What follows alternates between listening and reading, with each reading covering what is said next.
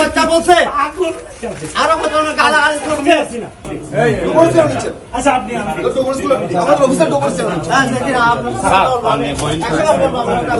দেখেন তো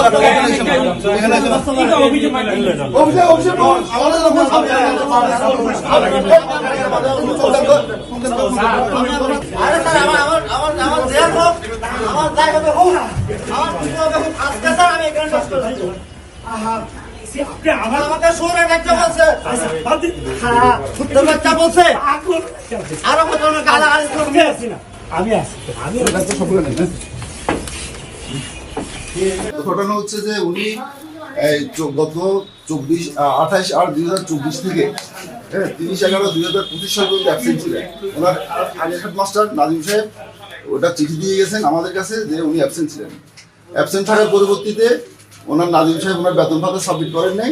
একসাথে জয়েন করার পর থেকে 1/7/2025 থেকে আমরা ওনাকে বলছি যে আপনার ছুটি পত্রটা নিয়ে আসলে আপনার বেতন ভাতাগুলো আপনি পেয়ে যাবেন। অ্যান্টি স্লিপার টেকনোলজি ও সফট টেক্সচার টাইল, নরম ঘাসের স্পর্শ, সাপোর্ট গ্রাস ম্যাট, নান্দনিকতার ছোঁয়া। আমরা ছুটি পত্র নিয়ে ছুটি মঞ্জুরটা করে নিয়েছেন। উনি ছুটি মঞ্জুর না করে উনি ওনার বেতন ভাতা চাচ্ছেন। তো সরকারি অফিস সরকারি নিয়মে চলবে। আমি ইউনো মহোদয়কে ফোন করছি, ইউনো মহোদয় চিরকাল আছে, আমার উদ্যোতন কর্তৃপক্ষকে এই ব্যাপারে আমি জানি। শিকার হয়েছিলেন কিন্তু আমাদের মন্ত্রণালয়ের নির্দেশনা আছে, প্রজ্ঞাপন আছে, চিঠি আছে যে আমাদের বেতনগুলো কিন্তু বন্ধ করা যাবে না, বন্ধ ছাড়িয়ে যাওয়ার জন্য নির্দেশনা আছে। তো সেই সুবাদে আমি নির্দেশনা মোতাবেক আমি বলে না, বাংলাদেশের সবাই এই বেতন তুলতেছে, বেতন চলছে।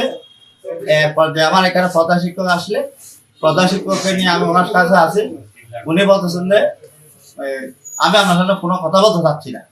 আমি বললাম যে ভাই আমাদের সরকারি প্রজ্ঞাপন আছে মন্ত্রণালয়ের, এগুলো আপনি একটু দেখেন। আমরা যারা মৎস্য শিক্ষা এগুলো মন্ত্রণালয়ে দেখাশোনা করতেছে এবং এটা তদন্ত করতেছে।